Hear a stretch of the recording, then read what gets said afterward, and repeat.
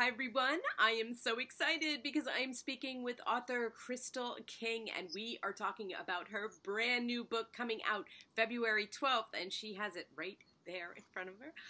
The Chef's Secret. I love this cover, Crystal.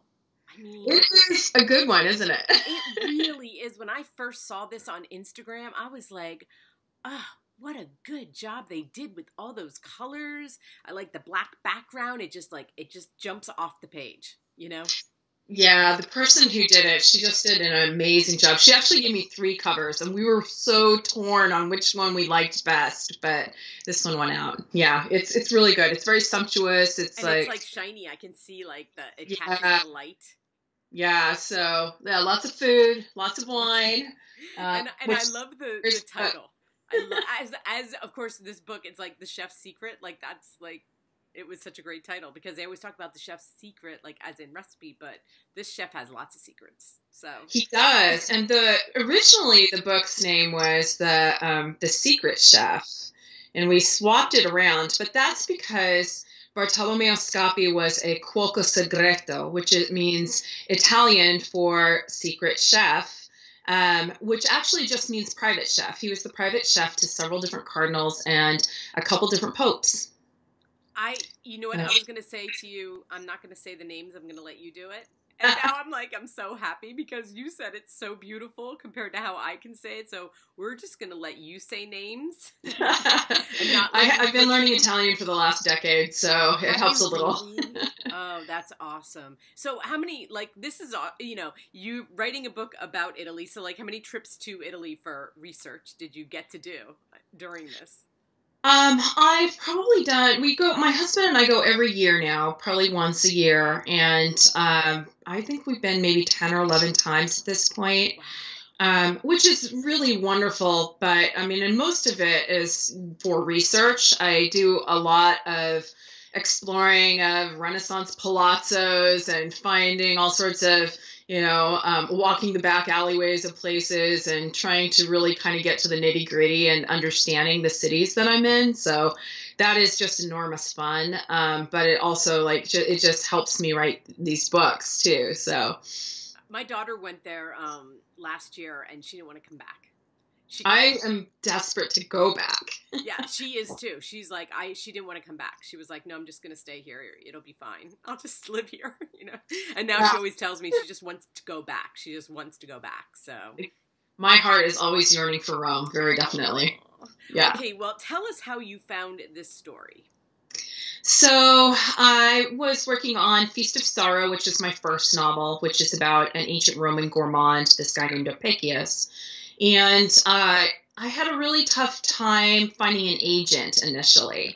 And when I was looking for an agent, I thought, well, my book is done. I'm just shopping it around, hoping that someone will bite. And I need to work on something different. And in the research I had done for Apicius and understanding food history in ancient Rome, I also read a lot about food history in Italy in general and all the different chefs that were part of Italian culinary history. And so one of them was Bartolomeo Scapi. And I discovered his cookbook. And there's one English translation. This is the book here. It's a big tome. It's not actually, I've seen the original book in Italian, and it's much smaller. This is you can kind of get a sense of the book. It's probably half the size of this and much thinner, but there's over 1,000 recipes in it.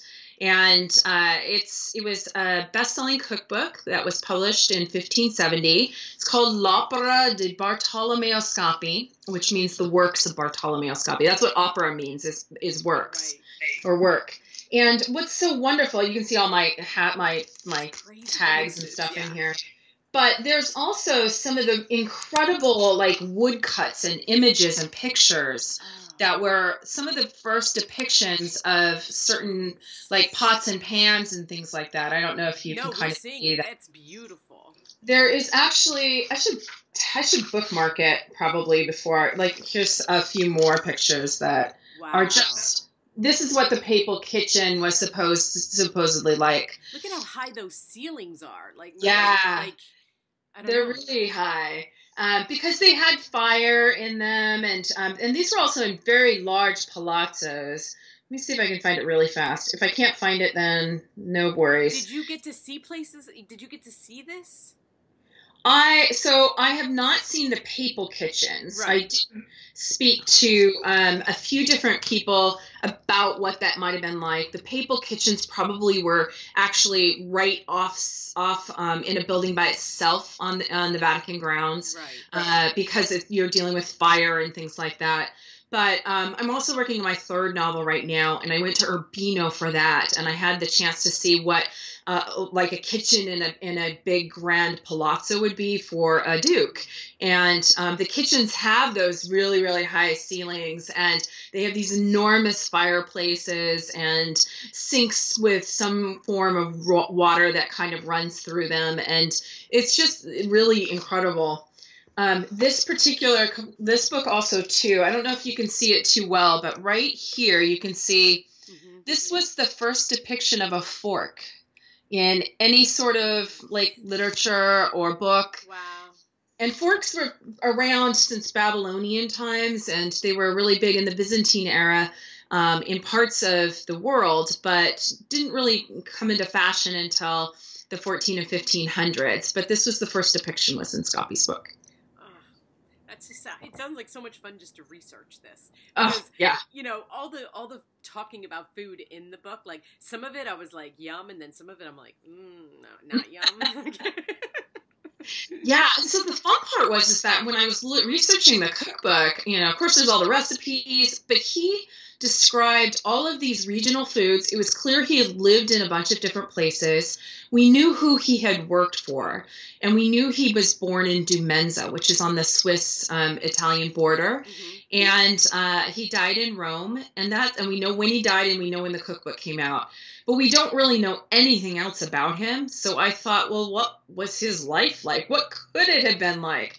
And that's the fun part about historical fiction, I think, is that I get to connect the dots between all the real things we know and fill in all the gaps. And I thought, did he have a wife? Was he ever in love? Like, what would that have been like? And then that's where I had a really grand idea about the chef's secret. And what if he had fallen in love with a noblewoman he wasn't supposed to fall in love with? And so I explored that in The Chef's Secret. And it's a 50-year love affair. So it's a great Valentine's Day book, in my opinion. Yes, absolutely. But so it really was like the first cookbook that we know of that was like in print like that, like... There were a couple other books that were in print, but nothing to this extent, and nothing with the woodcuts in it. There was, actually, Domenico Romoli, who is the antagonist in my book. He was a real person, and he had a book that came out in 1560. He was a steward to Leo X and to the Medici in Florence, primarily. Right. And we don't know much about his life either, other than his book. And I made him into a bad guy in The Chef's Secret, which was probably not even remotely true. But I thought, why not? You know, we don't know anything about him. But we know about this book that he left behind. And there were some recipes in there. But the recipes in the books that had come out previously were often copying each other. So like Domenico Romoli's recipes appeared in some form in other people's books. And Scoppy's is one of the first, which was mostly all original recipes too. They were out of his kitchen, and he wrote the cookbook actually as a guide or a manual for his apprentice, who was his nephew Giovanni. And Giovanni is my other protagonist in the book. Yes. So. Yeah. And then I can say Giovanni. So I was like, I'm just going to let you talk. Yeah. Okay, so in the beginning of the book, you started, it's 1577, and what I love is like, there's this comet, that there's this big event, and it's the day of the death of Bartolomeo Scoppi. Yes. So that part was true?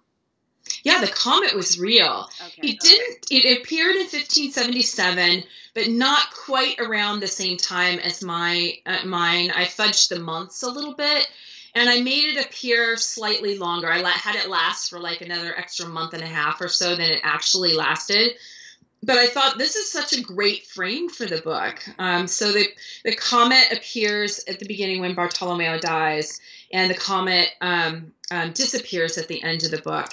And so everything happens underneath the star of this, or the light of this comet. And this was a real comet. They called it the Great Comet of 1577. It appeared in the sky, and people all over Europe could see it. It was so bright it could be seen during the day, and people were very nervous and scared about it. There were several astronomers, including Copernicus and Tycho Brahe. I don't know how you say his name, but I've only read it. I've never heard anyone actually say it. But and there was a Turkish astronomer who was also, I don't recall the name, who was a well-known astronomer, and they actually observed this comet and observed certain things about it and realized that it was probably outside of the Earth's orbit. And that was the first time that they had realized that. So it was this incredible phenomenon. And I thought, oh my gosh, part of what I want to do is take real things that happened during this time frame and put them in the frame of the story. And so it was perfect. Yeah. And I love, talking about 1577 in Italy, I'm like, what would that, I loved reading it because it felt like, oh, I was there. Like you got such a sense of it, and I think that we think about, when I first started the book, I was like, oh, what was it like in Rome, like, what were they doing? And, it was just, that's what I love about historical fiction, is being taken on this kind of ride of like, oh, well, let's go to Rome in 1577 and let's live there for a little bit. There's sometimes there's always, I think, an ongoing argument or dialogue or conversation about the place of historical fiction alongside real history. Right. And a lot of historians are not fond of historical fiction novelists because they believe that we're subverting history. And that is true to some extent, but I think people hopefully, well, I don't know, in today's world of fake news, who knows if people can tell truth from fiction, right? Right. But I try to at least say where I made all the swerves. And I think that historical fiction brings a real human element to the history. You can imagine what it would have been like to be those people instead of just reading about those people. Right, there's no other way, and I love history. I mean, I'm a history buff, but that's what brought me to historical fiction, because I do want to, I want to make believe, like you said, we don't really know much about the guy anyway, so let's just, explore what it could possibly, with information that you can gather about those times, let's just put these characters in there, Yes, and, exactly. And I think that's what makes it fun. I'm going to bring up my notes closer so I can read them. So I love the last line of your first chapter where you say, he hugged and kissed me and departed, leaving me with the 2 keys, heavy and cold in my hand. And of course, we're talking about Giovanni getting those keys. And I just loved it when I read it because I was like, it's ominous. Like, ooh, they're heavy, because the way you used heavy and cold, right away it's like, oh, what is going to happen with those keys, Like, where are we going here, Yeah, should he use those keys to open the boxes that his uncle left for him? And of course he's going to open those boxes, right? Who wouldn't? Why? How could you not? And for those of you who haven't yet to read the book, basically his uncle asks him to burn the contents of the boxes without reading what's inside or looking at what's inside. And instead, he finds all these journals and letters and discovers that his uncle had this love affair with this woman for almost 50 years. And so you have 2 timelines. You have the backwards, learning about Bartolomeo's life, and you have Giovanni in the forwards, trying to understand and piece apart what was going on with his uncle. So much fun. Yeah. I thought that part was so much fun. And everybody, go to her website, because I'm going to have it listed below, and watch the trailer. Because I love book trailers now that you guys, because it's like visual.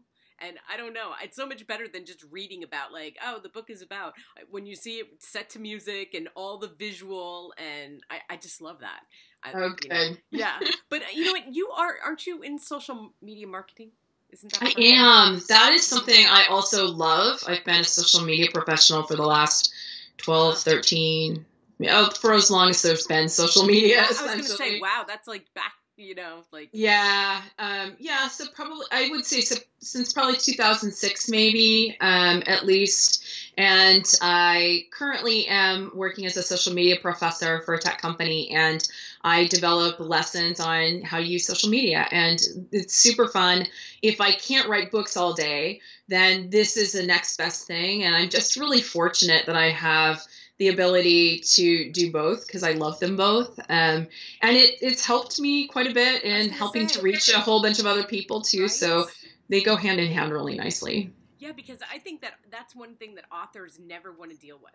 Like, yes. The ones that I talk to, they're like, oh, get me off Facebook, get me off Twitter. I just want to write. And, it's like social media is that thing, that like looming thing. Like, I have to do it. I try to set aside a certain amount of time to do it. But we're not always happy about it, Yeah. But we have to. We're bound to it, or else nobody knows anything, right? Right. I teach social media for authors from time to time, and I write a lot of articles actually for Grub Street, the independent writing center here in Boston, and about social media for authors. So because that's so true, I mean, we just mostly want to write our books, but it's a little harder in today's day and age. There's a lot more people writing books, and you have a lot more noise, and you kind of have to cut through the clutter. For me, what I love most is that I get to talk to readers, and I get to really find out what they loved about what I'm working on, and to really find out what resonated with them. I love hearing the stories that people come back with and who they connected most with, and how I've just been so thrilled at how my characters were able to kind of touch the lives of other people, and to me that's like the best part. Oh, definitely. It's so much. It's fun. That's what I want to say about your book. It was like so much fun for me. Oh, good. Yeah, and I love the last line, but don't go. Don't go there. It won't matter anyway. But when I read the last line, I was like, oh, that was so perfect. That was a perfect way to end this book.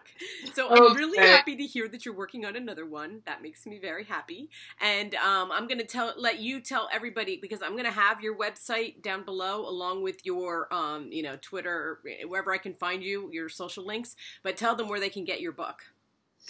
So you can get my book on February 12th at all sorts of fine bookstores everywhere, and in online and in physical bookstores, which are great, and you should go into one. Right now, you can also have the opportunity, if you buy the book from Belmont Books in Belmont, Massachusetts, then I will actually sign the book. If you pre-order it through them, I will sign it and have that sent to you. When you have it shipped to you, it will have my shiny signature in there. Yes. And, I remember the day when it was so hard. You had to, physically go see an author to get a signature. Mm-hmm. It's so awesome that you can now do that like that. And they can have one, in their hand, because who doesn't love a signed copy of a book? I mean, I have waited many hours for one. So I have a large collection of signed books. Definitely. Yeah, I know that feeling myself as a reader. Right. Okay, well, hold up your book. Let's see the cover one more time. Let's give it its little due, because we love it so much. I just love that. Yeah, that's so beautiful. It just to me, as I'm reading it, I kept looking at it. Even though I'm doing digital, I just kept going back to it because I was like, this so just tells the story of the book. It really does. They did such a great job. Yeah, it's super, it's just luxurious and luscious and delicious, I think. Yeah, so delicious. There we go. Well, thank you so much, Crystal. It was so much fun to get to know you, and I can't wait for your next one. Please come find me. Let me know when it's coming out. I will. I will Thank be an early you so reader. much.